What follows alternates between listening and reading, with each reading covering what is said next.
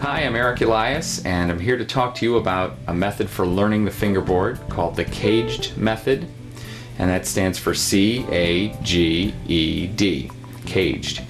And what that basically is a way of learning the fingerboard that boils down and relates to some very simple information, simple chords that we've learned as beginners, or we are learning if we're beginners now. C, A, G, E, D. Okay.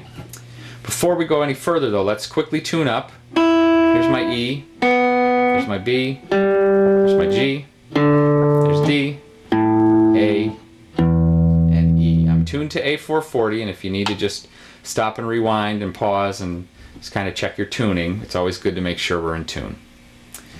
But this c.a.g.e.d system, the way it was taught to me, is that it's a way of learning the fingerboard and boiling things down to really the most simple information. And we can relate it to the vowels in our alphabet. There are 5 vowels. There are 5 shapes in the c.a.g.e.d system as well. And no matter how many letters we're using, every word we use has a vowel in it, and we boil down our most basic sounds to those vowels. So in the same manner, every chord we use on the guitar can be boiled down to one of our simple shapes as its derivative or as its base.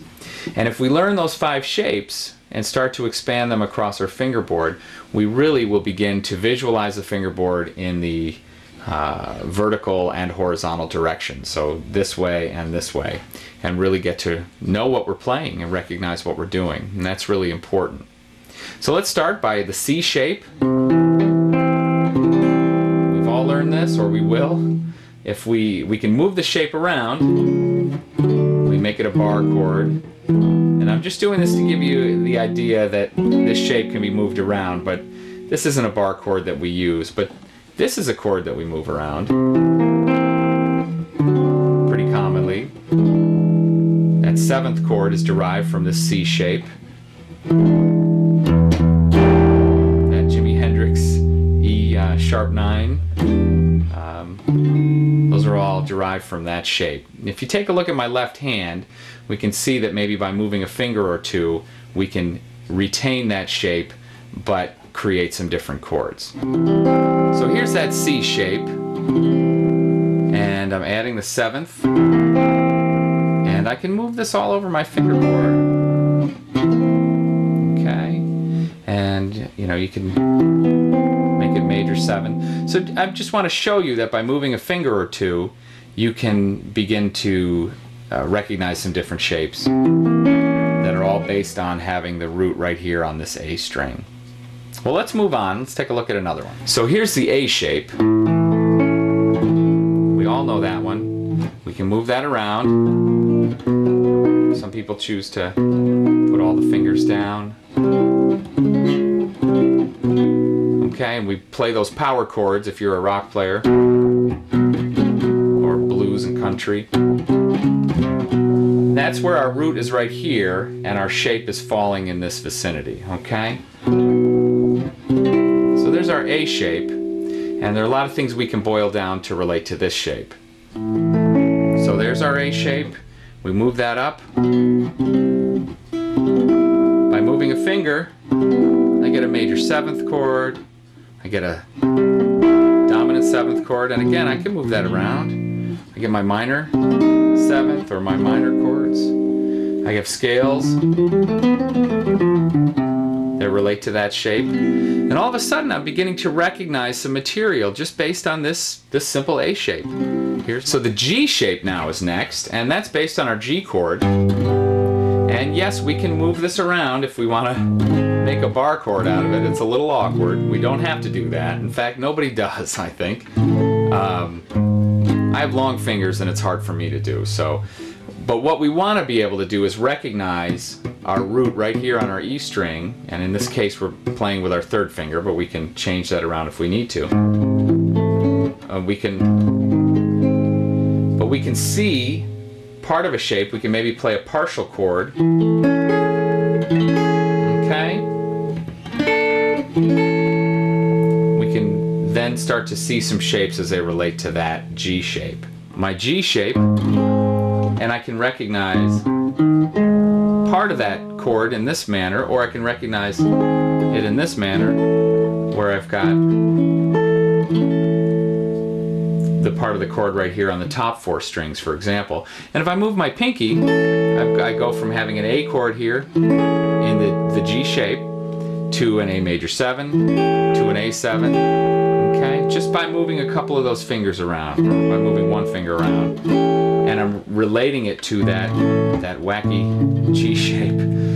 But again, what I want to do is recognize that I've got a root here, I've got a root here, and I've got a root there. And I can create chord shapes and scale shapes from that. We got some, you know, you can play blues, country licks. I'm all relating it to this area right here because I'm recognizing that as the G shape. The E shape is next. This is the one that we're probably most familiar with, at least it's probably my most common chord. The bar chord that we all learned as beginners is right there. And this is the one where my root is on the E string and it's at my first finger, and that's probably why it's the most easy to reference. Our first finger is the one we often use as our reference for where our root is, where we're coming from on the guitar. So by moving fingers around and recognizing this shape, I can do an awful lot just in that area based on my root being right here. So there's my E chord, there's my bar chord, there you go. And you can see I've got a scale here. I can play my blues scale. I'm just recognizing that my root is right there and it's under my first finger on the E string.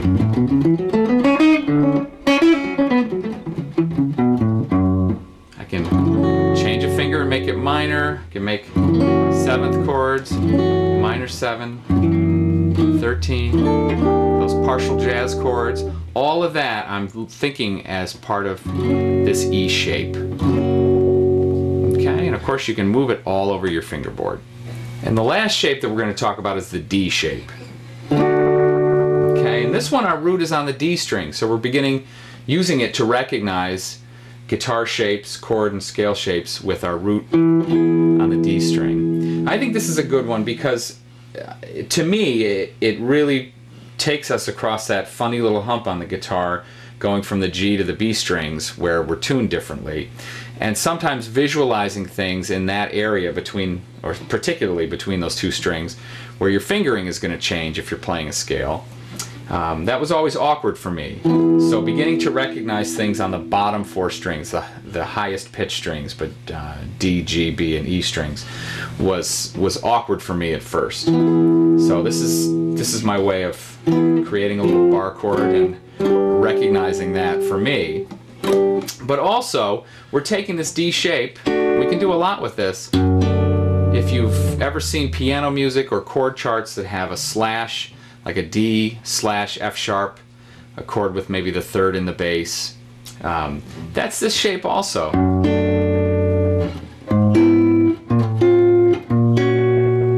And that's how we get those slash chords. We take one of those chord voices and we drop it into the bass.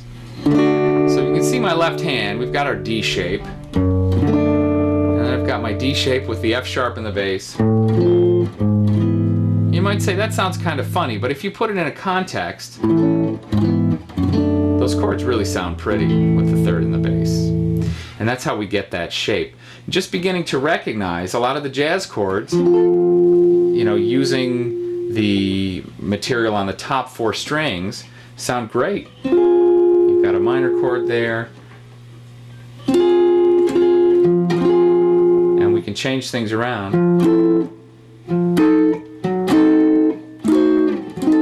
That's all, to me, in my mind, based on that D shape. And you can take that shape and begin to recognize an awful lot of material just by practicing it and beginning to try to boil down what you're doing to that area on the guitar. So that's a quick overview of the c.a.g.e.d system, and I hope it's helpful for you.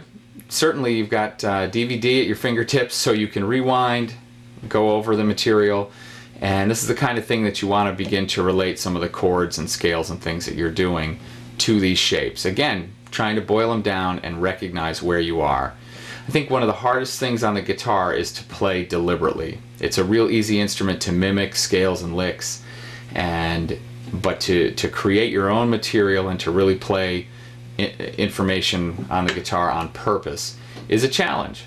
So I hope that this kind of material will help you recognize what you're doing and be as creative as you can be.